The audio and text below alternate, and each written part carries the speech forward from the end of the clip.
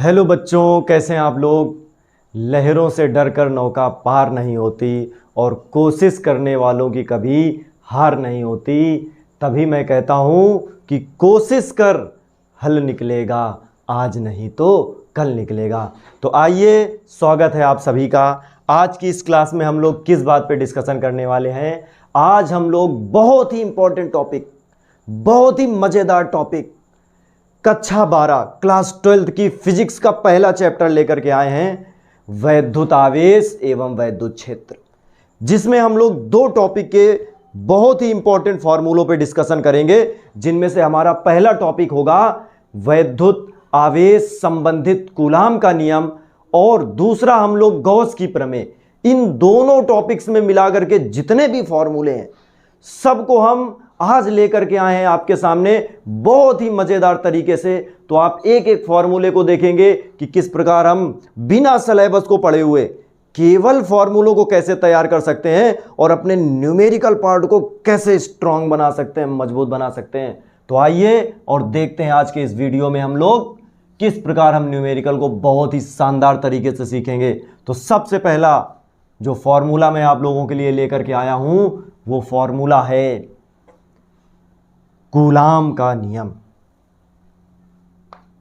Formula है Coulomb का नियम। तो बच्चों, कूलाम का नियम बेसिकली है क्या। कूलाम के नियम में हमारे पास दो चार्जेस होते हैं। चार्जेस मतलब आवेश, चार्जेस मतलब आवेश। आवेश का नाम हम लोग दिन में कई बार लेते हैं। चार्जर कहाँ गया, मोबाइल को चार्ज करना है, विभिन्न तरीकों से इसका नाम लेते हैं। तो हमारे पास एक आवेश है Q1 और एक आवेश है Q2 और इनके बीच की दूरी है स्मॉल r। तब ये दोनों एक दूसरे पर फोर्स लगाते हैं और जो फोर्स लगता है उस फोर्स को बच्चों कहते हैं F equal to 1/4 pi epsilon naught. Q1 ये वाला चार्ज, ये वाला चार्ज, Q2 बीच की दूरी का स्क्वायर। ये है कूलाम का नियम। और ये लगेगा कहां पर भैया, ये लगेगा वायु या निर्वात में, वायु या निर्वात में लगेगा। अब कभी कभी क्या होता है कि हम इस आवेश को ले गए पानी के अंदर और दोनों आवेशों को रख दिया पानी के भीतर। अब पानी के अंदर रख देंगे तो क्या बल में कोई प्रभाव पड़ेगा? बिल्कुल पड़ेगा। और क्या प्रभाव पड़ेगा? बल कम हो जाएगा। और कितना कम हो जाएगा? 1/4 पाई एप्सिलॉन नॉट के होता है परावैद्युतांक, के होता है परावैद्युतांक। बाकी फार्मूले में कोई चेंजेस नहीं आता है, Q1 Q2 upon are square. तो ये हमारा पहला फार्मूला 1/4 पाई एप्सिलॉन नॉट के Q1 Q2 upon are square. इस फार्मूले में जल्दी जल्दी से हम लोग इसके बारे में भी डिस्कशन कर लेते हैं, इसके बारे में भी डिस्कशन कर लेते हैं। 1/4 पाई एप्सिलॉन नॉट की जो वैल्यू होती है वो होती है 9 × 10⁹। अब यहां पर समस्या आती है कि इसका मात्रक हम कहां से लेकर के आए। तो भाई मात्रक यही बताएगा। कैसे बताएगा? ये आर स्क्वायर इसके मल्टीप्लाई में जाएगा तो बल are square, Q1 Q2 upon में जाएगा। तो यहां से 1/4 पाई एप्सिलॉन नॉट की वैल्यू हम लोग निकाल लेते हैं। तो आता है 1/4 pi epsilon naught equal to FR square upon में Q1 Q2।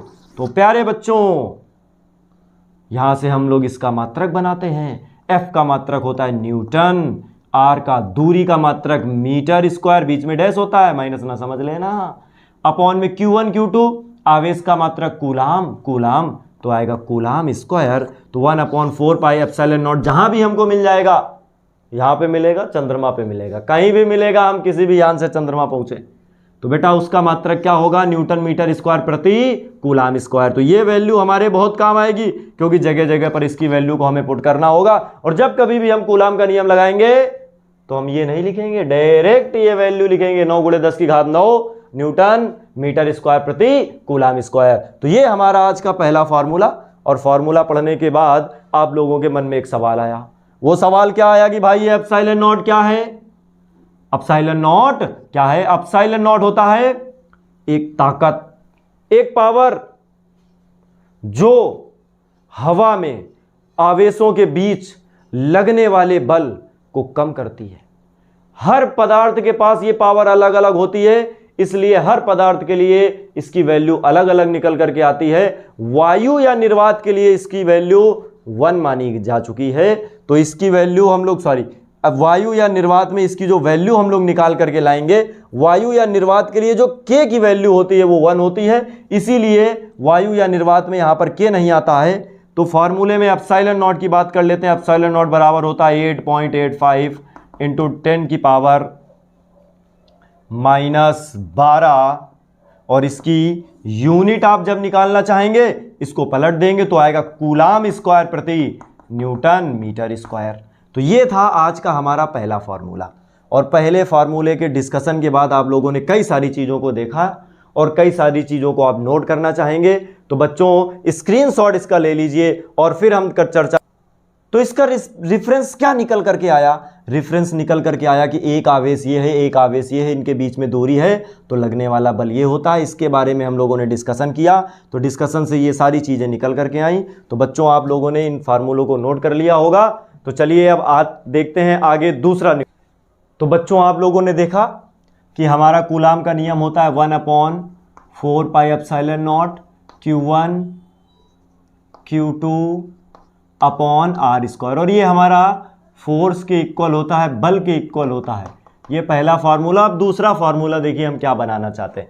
Formula making power आप बनाइए, याद करने का कोई काम नहीं, फिजिक्स समझने का विषय, याद करने की कोई ज़रूरत नहीं है। तो ध्यान दीजिएगा, दूसरा फार्मूला हमारे पास ये एक वैद्युत क्षेत्र है, जैसा कि आप लोग सिलेबस में पढ़ चुके होंगे, आप जिस भी विद्यालय में पढ़ते होंगे या कहीं पर भी आप पढ़ते होंगे, तैयारी करते होंगे, ये एक हमारे पास एक समान वैद्युत क्षेत्र है E। अब यहाँ पर हम कोई चार्ज पार्टिकल रख देते हैं, हमने कोई आवेश रख दिया। अब इस पर क्या लगता है? एक बल लगता है वैद्युत क्षेत्र की डायरेक्शन पे, और अपोजिट डायरेक्शन पे कब लगेगा? जब ये माइनस का होगा। पॉजिटिव पर वैद्युत क्षेत्र की डायरेक्शन में, निगेटिव पर अपोजिट डायरेक्शन में। तो बच्चों इस पर एक फोर्स लगा, एक बल लगा F।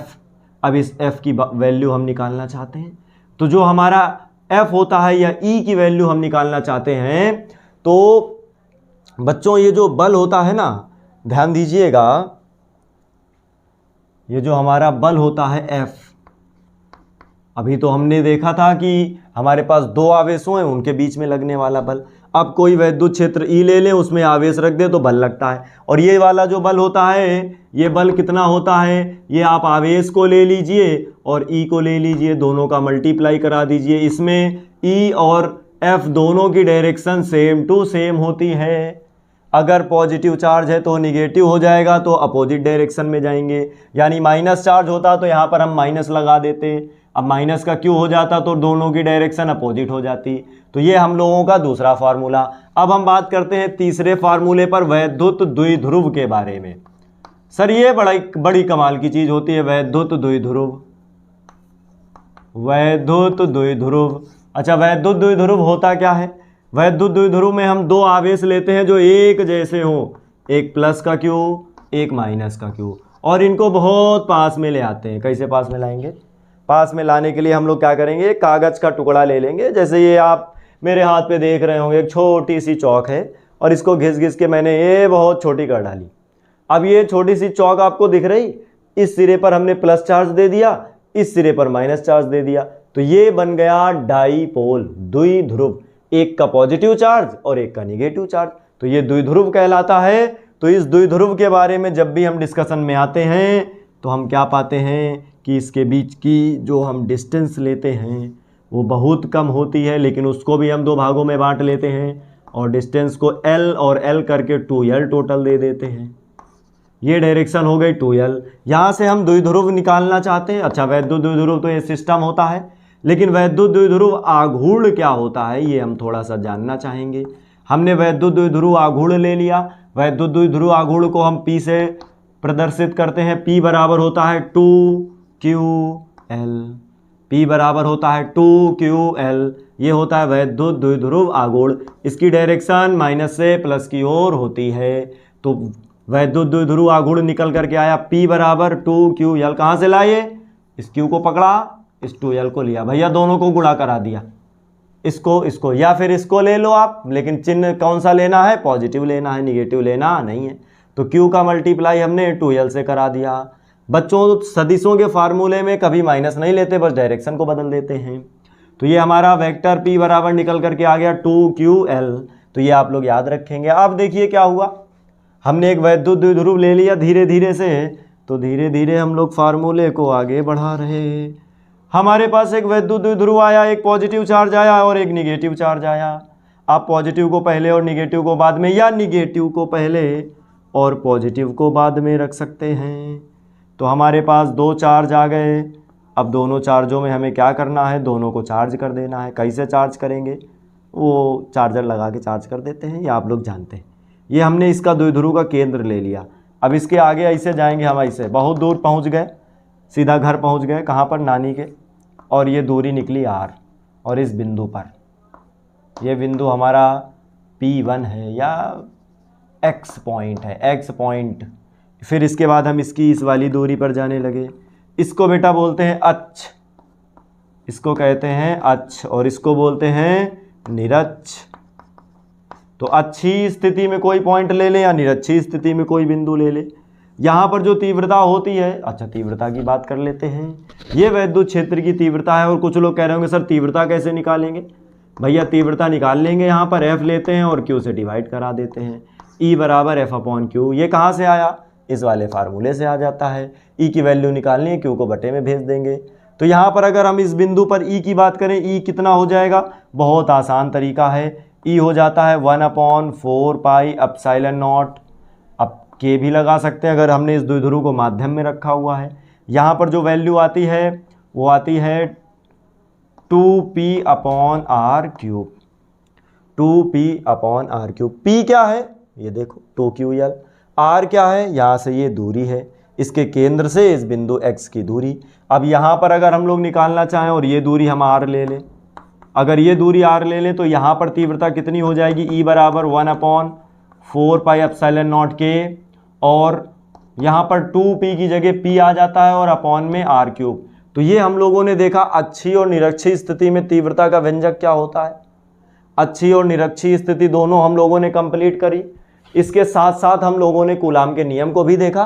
तो बेसिक क्लास में आप लोग सीख रहे हैं किस प्रकार हम फार्मूलों को तैयार कर सकते हैं। बिना याद किए हुए हम एक एक फार्मूले को तैयार कर सकते हैं, कॉन्सेप्ट से करेंगे तैयार। तो आइए और देखते हैं अगले हम कुछ फार्मूले।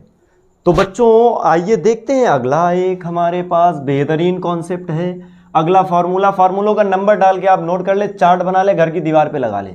चलिए अगला सवाल है, हमारे पास एक आवेश है Q प्लस का Q। अब इससे हम R दूरी पर गए, इस बिंदु पर है, इस बिंदु से हम R दूरी पर भागते हुए दौड़ते हुए गए एकदम, और यहाँ पे पहुँचे। तो यहाँ पर हम तीव्रता की वैल्यू निकालना चाहते हैं। E बराबर निकल करके आता है बच्चों 1/4 पाई एप्सिलॉन नॉट। हवा में रखेंगे तो इतना ही, माध्यम में रख देंगे तो K लगा देंगे, ये घबराने वाली बात नहीं है। फिर हम देखेंगे, लौट के वापस आएंगे, आवेश को ले जाएंगे Q, फिर हम लौट के वापस आएंगे, R को ले जाएंगे, और R को दूसरी बार ले जा रहे तो इसमें स्क्वायर लगा देंगे। तो बिंदु आवेश के कारण तीव्रता, बिंदु आवेश के कारण तीव्रता, ये हिंदी वाली लाइन बड़ी कठिन होती है, याद कर लो, बोर्ड एग्जाम तक याद हो जाएगी। बिंदु आवेश के कारण तीव्रता होती है बराबर 1/4 पाई एप्सिलॉन नॉट के Q/R², ये दिया गया है। तो ये होता है फार्मूला, इसको आप लोग रट लेंगे, घोर के पी जाएंगे बिल्कुल। अगले फार्मूले पर हम लोग आगे बढ़ते हैं और इन फार्मूलों को इरेज करते हुए, तो बच्चों आगे देखते हैं हम लोग, जरा ये फार्मूले सब नोट करते जाओ, एक एक फार्मूले पे डिस्कशन होता रहेगा। अब हमने क्या किया, इस बार एक हम वैद्युत द्विध्रुव ले आए, और भैया वैद्युत द्विध्रुव के बारे में तो आप लोग चर्चा कर ही रहे हो। हमने क्या किया, यहाँ पर एक वैद्युत क्षेत्र लिया फिर से, और इस बार हमने वैद्युत क्षेत्र को वैद्युत द्विध्रुव को वैद्युत क्षेत्र में थीटा कोण पर रख दिया। अब थीटा कोण पर रखते हैं तो बच्चों इस पर एक बल आघूर्ण लगता है। बल आघूर्ण क्या होता है, बल आघूर्ण का मतलब होता है दो सिरे हों, जैसे साइकिल की हैंडल, इधर बल लगाओ इधर बल लगाओ मुड़ जाती है, बल आघूर्ण होता है। ये देखो कोहनी हमारी, इस पर भी बल आघूर्ण लगता है। चलिए ध्यान देते हैं। तो ये हमारे पास एक डाइपोल दिया गया है, इसको यहाँ पर रख देते हैं। तो इसमें जो बल आघूर्ण पैदा हो जाएगा, बल आघूर्ण होता है टाउ टाउ बराबर होता है PE। अब ये दोनों कहाँ से लाओगे, ये होता है E और इसका आघूर्ण होता है P, तो PE साइन थीटा, और साइन थीटा सदिश का प्रतीक है, यानी इसके ऊपर लगेगा वेक्टर, इन दोनों के ऊपर भी क्या लगेगा, वेक्टर। और E साइन थीटा किसका प्रतीक होता है, क्रॉस का। अगर यहाँ कॉस थीटा होता तो यहाँ लगता डॉट, फिर इसके ऊपर एरो ना लगता। तो ये छोटी छोटी मोटी मोटी बातें आप लोग याद रखेंगे। इसको हम लोग फॉर्मूले के साथ साथ जब सवाल करेंगे तो वहाँ पर इन चीज़ों को हम डिस्कशन में ले करके आएंगे और आसानी से देखेंगे। तो अब हमने क्या किया, इसको ले गए, अब इसको घुमाया। अरे भैया अभी तो इसको उठा के हम ले गए थे वैद्युत क्षेत्र के अंदर, बहुत थक गए अब, लेकिन हम इसको घुमाना चाहते हैं। तो घुमाना चाहते हैं तो पहले हम निकाल लेते हैं कि इसको लेकर के गए, रखा, तो इस पर एक बलयुग्म का आघूर्ण लगा, तो इस पर कार्य कितना होगा, यानी इसको घुमाने में किया गया कार्य, टाउ बराबर होता है PE कॉस θ1 माइनस θ2। ये होता है कार्य, इसको घुमाने में कार्य की जो भी किया जाता है। इसको हमने θ1 से θ2 घुमाया, बड़ी मेहनत करी, कार्य किया, और वो कार्य क्या निकला, PE जो हमारा होता है, और ये चेंज हो जाता है cos θ1 माइनस cos θ2 में। अब इसके बाद बच्चों द्विध्रुव की स्थितिज ऊर्जा क्या हो जाएगी, तो ये हो गया कार्य, द्विध्रुव को घुमाने में किया गया कार्य।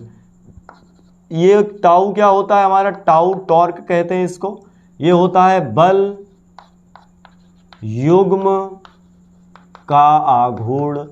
आप लोग कहेंगे सर आघूर्ण है, आघूर्ण इसमें चले आ रहे, ये P क्या होता है, ये होता है द्विध्रुव आघूर्ण। तो आपको अंतर समझना है द्विध्रुव आघूर्ण और बल आघूर्ण में। बल आघूर्ण होता है टाउ, द्विध्रुव आघूर्ण होता है P। W बराबर ये निकाल लिया 90 डिग्री से, यानी θ1 बराबर 90 से, उसको अपने अक्ष पर यानी θ2 बराबर 0 डिग्री तक लाने में जो कार्य किया जाता है वो स्थितिज ऊर्जा कहलाता है। तो स्थितिज ऊर्जा क्या हो जाएगी बच्चों, स्थितिज ऊर्जा θ1 की वैल्यू यहाँ रख देंगे तो W बराबर आएगा PE, θ1 की जगह 90 रखेंगे, cos 90 की वैल्यू 0 होती है, तो बच्चों 0 माइनस इसकी वैल्यू 0 रखेंगे तो आएगा cos, या 90 से हमने इसको θ2 घुमा दिया, टेंशन नहीं, 90 से θ डिग्री घुमाया तो cos थीटा, अब वैल्यू का मल्टीप्लाई कराएंगे तो आएगा माइनस का। अब ये स्थितिज ऊर्जा में बदल जाएगा तो इसको U कहेंगे, तो आएगा PE और cos थीटा, ये निकल करके आ गई स्थितिज ऊर्जा। तो हम लोगों ने ये कई सारे फार्मूले देखे, इंपॉर्टेंट फार्मूले देखे, और इसी के साथ हमारे जो आवेश से संबंधित, कूलाम के नियम से संबंधित फार्मूले थे वो ख़त्म हो गए। हाँ स्क्रीनशॉट मार लिए होंगे, लिख लो इन सबको। चलिए आगे देखते हैं, फार्मूले सब लिख लो और सब पे डिस्कशन कर लो। तो हमने विद्युत क्षेत्र वाले आपको 2-3 फार्मूले बताए। एक तो इससे निकल करके आएगा टाउ, टाउ कैसे बनेगा, PE, एक बार फिर से देख लो, PE साइन थीटा।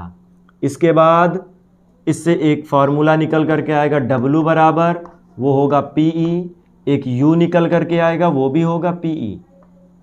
बस इस वाले में क्या होगा, cos θ1 माइनस cos θ2, और इस वाले में क्या हो जाएगा, माइनस का cos थीटा। ये फ़र्क होता है इन तीनों फार्मूलों में। और इसमें अगर कोई हम आवेश रख दें तो इस पर जो बल लगता है F बराबर वो होता है QE, आवेश पर जो बल लगेगा वो QE, E क्या होता है, क्षेत्र, और जिस आवेश को रखा है वो आवेश। तो ये दो हम लोगों के एक डायग्राम से इतने सारे फार्मूले क्लियर हो गए। अब हम आगे देखते हैं वैद्युत फ्लक्स एवं गॉस की प्रमेय से संबंधित जितने भी हमारे फार्मूले हैं। नंबर फर्स्ट, वैद्युत फ्लक्स एवं गॉस की प्रमेय। वैद्युत फ्लक्स एवं गॉस की प्रमेय बहुत ही इंपॉर्टेंट है ये हमारा टॉपिक। इस टॉपिक को भी क्लियर कर लेते हैं, लगे हाथ। तो बच्चों पहला फार्मूला हम इसी का निकाल लेते हैं, वैद्युत फ्लक्स। ये होता है फाई ई बराबर, बच्चों फाई ई बराबर होता है, ध्यान दीजिएगा, वैद्युत क्षेत्र और फिर ए, और साथ में आता है कॉस थीटा। अभी कॉस थीटा आया है।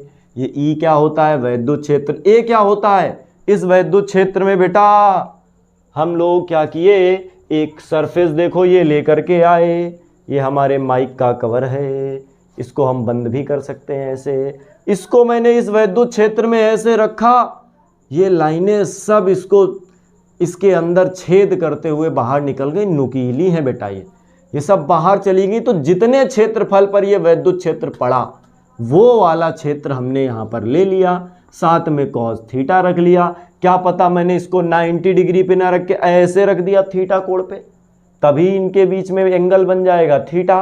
और जब हम लोग फार्मूलों में डिस्कशन करेंगे तो फार्मूलों में डिस्कशन के साथ साथ हम एरिया वेक्टर की भी बात करेंगे। जो एरिया वेक्टर होता है वो हमेशा पृष्ठ के लंबवत होता है।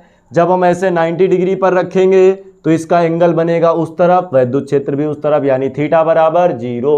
अब यहाँ 0 रख देंगे तो ई ए की वैल्यू आ जाएगी मैक्सिमम। तो हमेशा ऐसे सवालों, इसके एक सवाल जरूर आता है और सवाल वो बच्चा कर नहीं पाता, गलत करके आता है, कहता है पृष्ठ लंबवत है। पृष्ठ लंबवत है तो एरिया वेक्टर 0 डिग्री होगा इसके साथ, अगर पृष्ठ समांतर है तो एरिया वेक्टर 90 डिग्री होगा इसके साथ। इस बात का ध्यान रखेंगे, बाकी सवाल बेटा फंसेगा नहीं, न्यूमेरिकल कोई बच नहीं सकता हमसे। दूसरा न्यूमेरिकल है गॉस की प्रमेय, उसमें भी यही निकलता है, फ्लक्स फाई ई बराबर क्यू अपॉन एप्सिलॉन नॉट।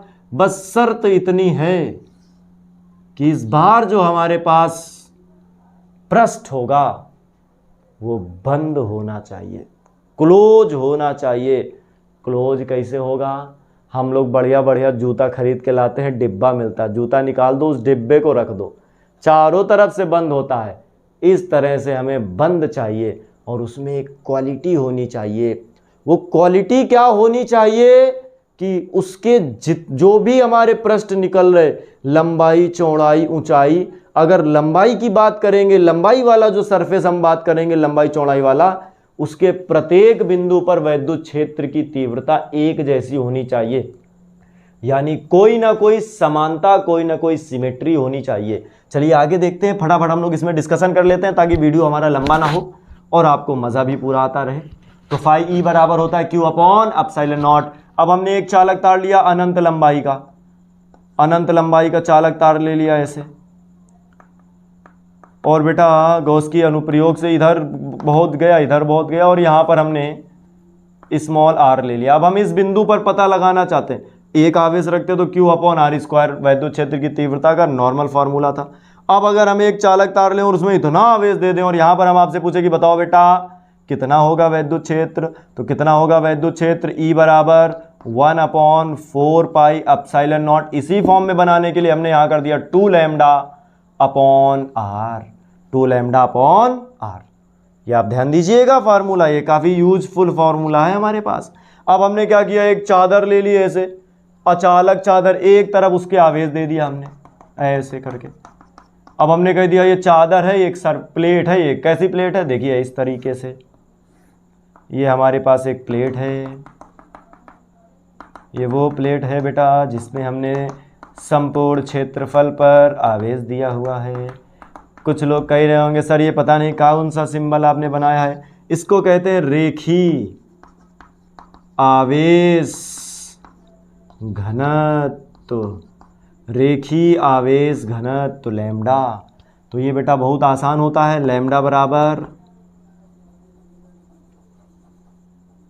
निकालना बड़ा आसान होता है, लैम्डा बराबर क्यू अपॉन जो भी आवेश इस पर हम दिए थे हैं उस आवेश को रखते हैं अपॉन में एल रख देते हैं, क्यू अपॉन एल।